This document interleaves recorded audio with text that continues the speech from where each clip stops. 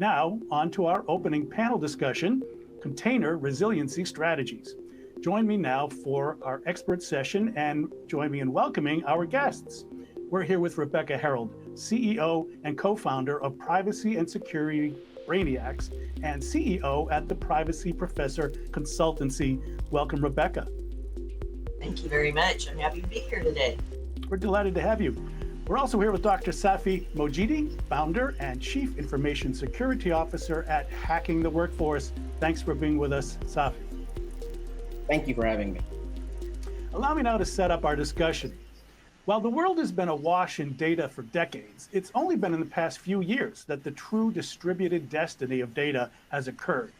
By distributed destiny of data, I mean that data of all kinds now resides across far-flung data centers, global networks, hyperscale clouds, myriad SaaS applications, personal devices of all stripes, and, of course, deeply embedded across the Internet of Things. As preferred hybrid computing models and data management architectures have recently developed, the complexity behind them, the security requirements needed, and the portability challenges of such distributed services and data have found a new silver bullet. Containers, led by Kubernetes, have clearly emerged as a de facto industry standard solution for enabling distributed workloads and the associated data sets. The good news is that data and apps can be used across so many tiers, endpoints, storage types, and cloud instances. The bad news is that in doing so, data has become far more difficult to control, manage, protect, and be made resilient against all manner of business continuity disruptors.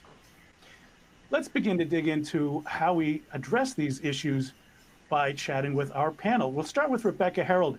You know, Rebecca, as we weigh the pros and cons of what I call this distributed destiny of data, have we let the pros of putting data wherever we can, using containers in many cases, outrun the cons of it becoming, therefore, vulnerable and difficult to manage? I think in some ways we have. It depends upon the specific issues, but what I've seen with a lot of my clients is that many times the support of the server is outsourced. And so, especially in healthcare, and I'm going to talk about healthcare because that's where I have a lot of experience with clients, they need to comply with HIPAA. So when they've moved to containers, typically it's been a third party that set that up for them. And then when they get requests that require knowing exactly where specific patients or insured's records are, oftentimes they don't know how to answer that request because it's spread all over the place, right?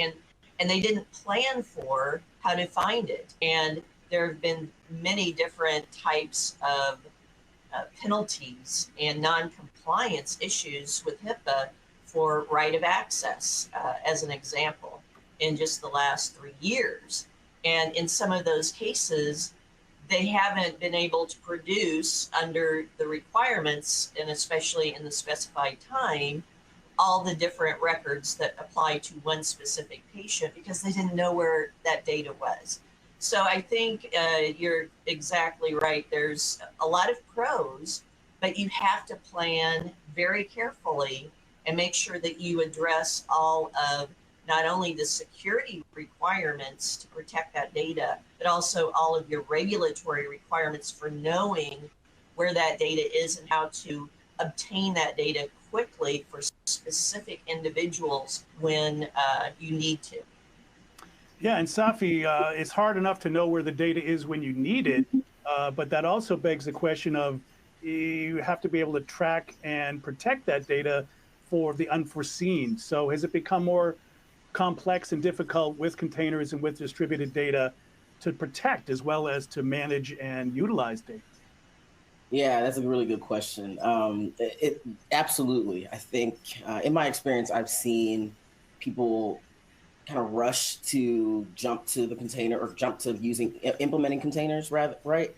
And they're not thinking about the entire life cycle of a container or treating that container as an asset in their inventory, and then making sure that they're applying like a comprehensive security strategy to that, right? So really talked about shifting security left, and really have to make sure that we're doing that, particularly in a container environment, because we have to make sure we're able to scan these containers prior to them entering a production workload, right? Prior to putting that HIPAA data on there, prior to putting any other type of sensitive or public-facing data that we don't want people to have access to outside of the organization. So, we really have to think about how we're segmenting networks that containers are in, or are there VMs that are hosting these containers? Are those built in a hardened, secure way, right? Are we utilizing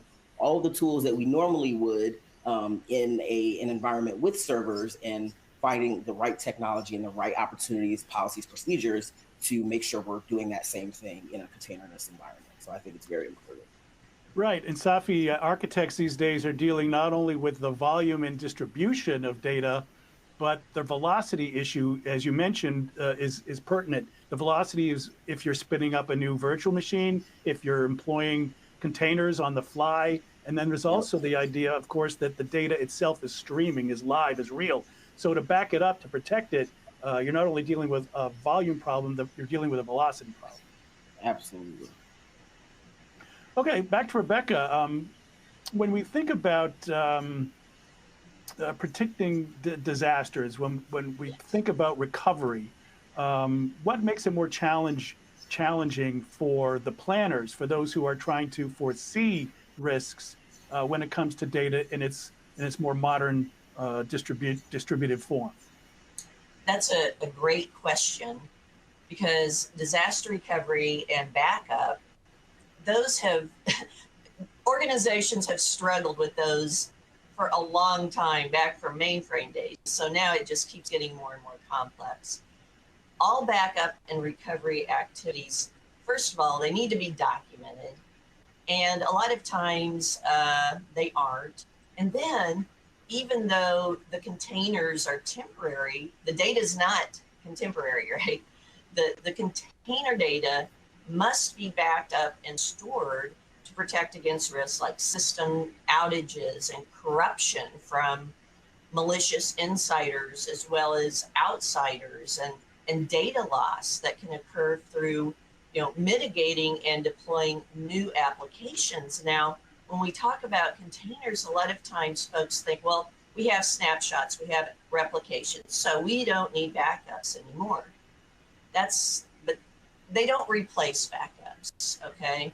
Many organizations believe they do, or somebody told them, don't worry about backups, you don't need them, you've got snapshots, you've got replications. However, snapshots are typically stored with the data, right? You need to have backups stored in a completely different location to ensure that if the container and the snapshot location are corrupted or disappear due to some sort of physical damage, you can go to that separate area to the accurate and protected data backup and restore from there. Now, snapshots are good for doing quick recoveries of recently created data, like data that was input into an application in the past hour or so.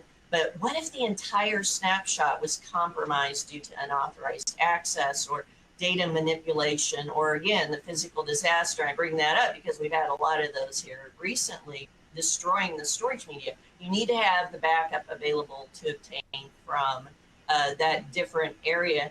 Replications are great also. They allow for fast recovery of mission critical applications, but they require no data loss, or at least very minimal data loss. And they provide a ready copy of comparatively recent data as well, a little bit further back than snapshots. However, if there are corrupted blocks that were replicated, then that data is going to be replicated or corrupted and incorrect in the replications as well. And that data might not be able to roll back to any point in time and represent accurate data. So you must still ensure full backups are made, in addition to the snapshots and the replications created, which serve different purposes from backups. Backups allow you to have data representing a location and time from the past, not only so you can have that data as it was in that past date long ago, or a week or two or a month ago, but also remember you need that to support legal requirements for retention, and also to support digital forensics, to have those backups available if you discover fraud, if you discover some sort of long-standing unauthorized access, and many other reasons. So when you're expanding your containerization activities, you really need to ensure that the overall disaster recovery strategy that you're using at your organization can adapt and accommodate to this new way of storing and accessing data with the containers, and with emerging technologies and next generation types of appliances. But traditional disaster recovery and backup methods, those still need to be used for legacy systems, and also for types of applications that keep the data in the file. So you need to make sure you update your plans to adjust for these. And again, I want to emphasize it because a lot of the audits and assessments I've done, I find disaster recovery and backup plans and policies and procedures that haven't been updated in literally 10, 15, even 20 years. You need to keep your plans updated to match your technologies you're using. Well, to your point, and many points, Rebecca, thank you. The idea of protection is across a life cycle, across a spectrum of different deployment architectures, and as you point out, taking to accord many different regulations and requirements. So it's a very complex situation. Safi, I've also heard about attackers who go after the backup information first, try to disable it, and then go into a ransomware or other nefarious mode to make sure that there's not an opportunity for the company to thwart them. So you need to protect your data across all of these different instances, which sounds to me a lot like thinking about a zero trust approach to protecting your data, regardless of where it is and regardless of how you've set up a backup and contingency, I guess, insurance policy.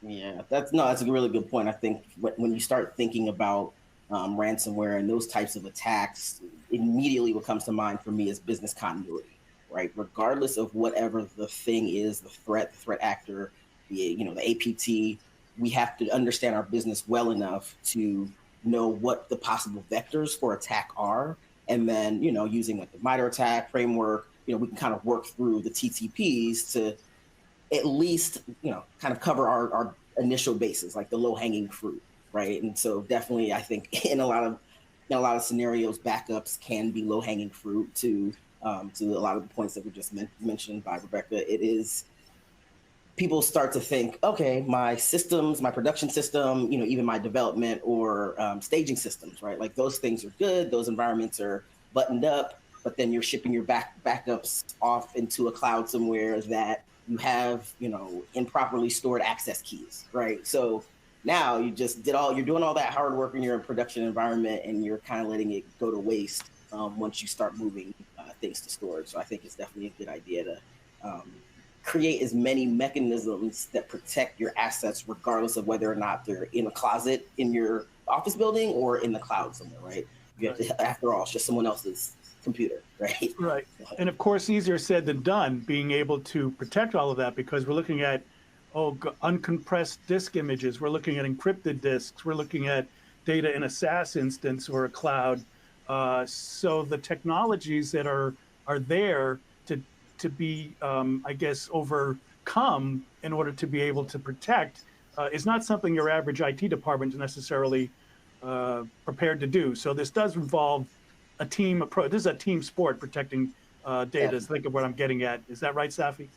Definitely, absolutely. You can't do it without the operations team. You can't do it without the network team. I mean, everyone really has to come together to understand what is our goal here? What are our prized possessions? What are our crown jewels? And are we doing enough? And if not, let's sit down and figure out a plan or hire a consultant, right? If one of those teams are missing the level of expertise needed to have a very informed, in-depth conversation, hire someone to help you do it, right? Like if you don't have it in-house, I see a lot of people try to transform a role, a sysadmin role, into a security role. And I'm like, well, they still have to do their sysadmin job, right? Then we don't necessarily, we believe in least privilege here, or separations of duties, so, right? But even thinking about, creating a culture that helps people operate securely, you don't want to negatively impact the work that you're doing because you're short-staffed, right? Go ahead and try to find resources. I know resources aren't cheap in the security world. However, I like to ask people, what's cheaper, that resource or the damage to your reputation? Of course.